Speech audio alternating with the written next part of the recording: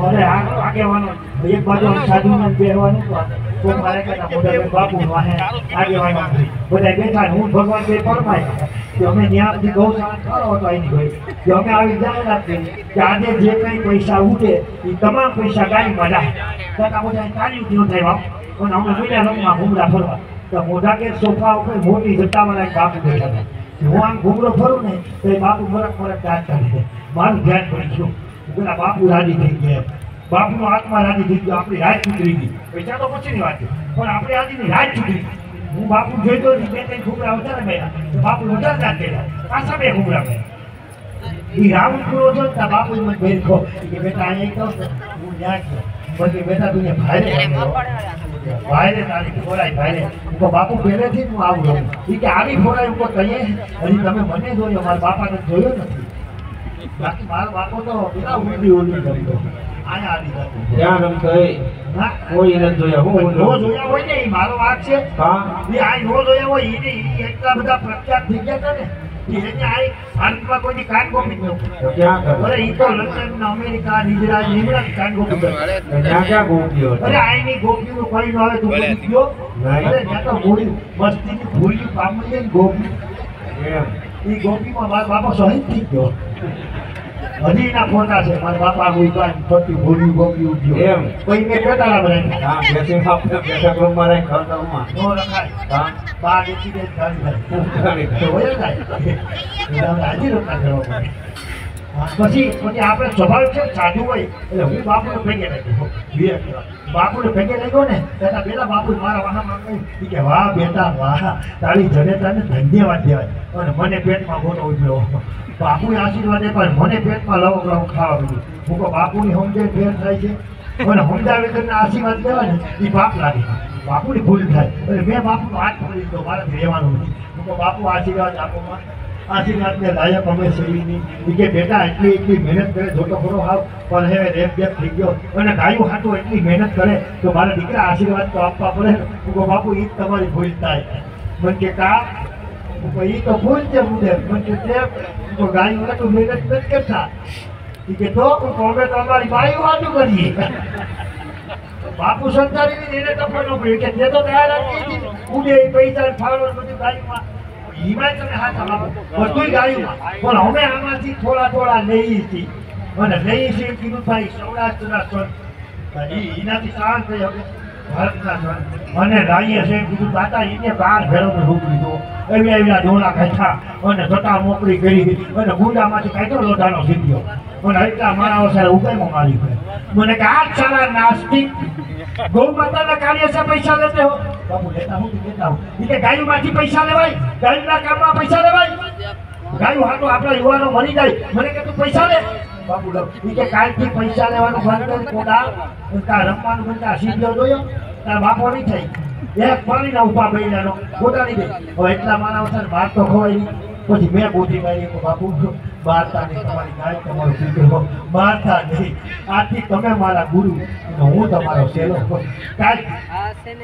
કાલથી કા પૈસા લઈ લો ત્યાં રમી નહીં મને ત્યાં પાકું નો રમો આજથી પૂરું થઈ ગયું ગુરુ વિના લાગી ગયું ત્યાંથી નો રમો ત્યાં પૈસા લઈ લો મને કાંઈ રમીશ ને તો પૈસા લઈ લો પૈસા લઈ તો રમીશ મને ત્યાં પાકું થઈ ગયો એટલો બધો પછી મેં બાપુના હાથ બાપુ તમે કીધું તમારે એની વસ્તુને તો મને નથી પણ એક વાતનું દુઃખ થયું મને કે હું બાપુ તમે પૂછ્યું નહીં પૈસા હું કામ લે તેથી બાપુએ મને પૂછ્યું બેટા આવો સમજુ છોકરો થઈ હું કામ પૈસા લે તો બાપુ મારે પૈસા લેવાની ગણતરી હતી જ નહીં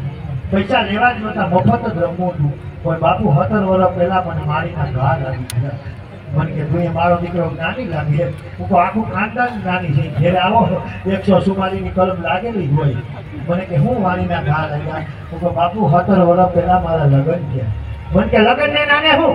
બાપુ હવે ઘડીક વાર વિશમાં બોલો નકર મારી લિંક તૂટી જાય પછી તમે કહો ને હું પૈસા નહીં લઉં અને કાંઈ રમી નહીં મને કે ભાગવું કે છે હું વાણીના ઘા લાગ્યા હું તો 17 વર્ષ પહેલાં મારા લગ્ન થયા ને તમે બધા સાંભળજો જેથી મારા ઘરનાને વિજય કરતા હતા ને તેથી હું મોર આવ્યો હતો તો મારા ઘરના વાળા આવતા હતા એ રોતા હતા અને હું જોતો હતો હું આજ નથી તું રડી ગઈ છે કાલથી રડવાનો વારો છે કારણ કે જે ટાંકામાંથી મારો બાપો માલ લઈ ગયો એનું કટપીસ વધ્યું હતું અને 28 વર્ષ સુધી કંઈ ખેપું નહીં એટલે અત્યારે મને સસ્તા ભાવમાં ભટકાઈ છે અને એની વાહે હું કહું આપણી મોટી મોટી ઉંમરની માવડીઓ આવી આવતી દોહરી અને એ હું કહું બાપુ તો વિદાય તાને ગાતી દઉં મને કે હું ગાતી દઉં હું કહું એ ગાતી દી કેનારે સાસરીએ જાતા જોજો પાપડ ના થઈ જાય દીકરી તો પાયતી ઠાકોર કહેવાય અને એની છેલ્લે ગાયું ને કે દીકરીની ગાય દોડે ને ગાય આ શબ્દો મારા કાનમાં ગુંજે મને કે હું બાબુ એ દોહરી ગાયું ને કે દીકરીની ગાય દોડે ને ગાય આ તો એટલે જ પૈસા લો એ વાણીના ઘા મને લાગી જાય કેમ હું આ કોકના કિલ્લેથી ઘા છોડી હો મારે ખીલે મેં ગાને બાપુ હવે તમે જો પૈસા નો તો આ ગાને મૂકી રાખી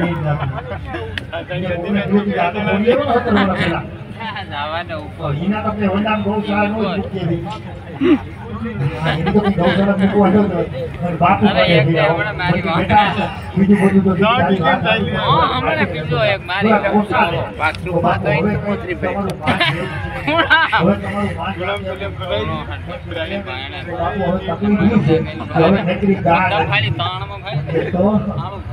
ભેગા વાસ્તુ હોય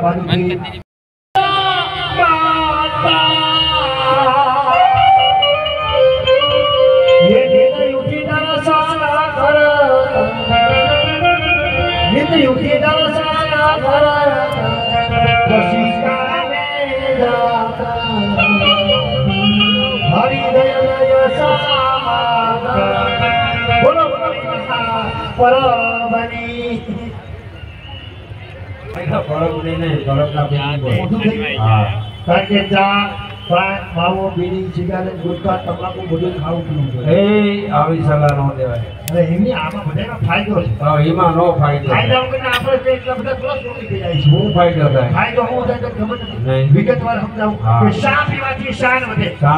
બુદ્ધિ ચા પીવાથી બુદ્ધિ વધે મારા હુઈ ગયો હોય ને તો એનું મગજ હુઈ જાય જોજો સવારમાં કોઈ પણ માણસ ઉઠાવો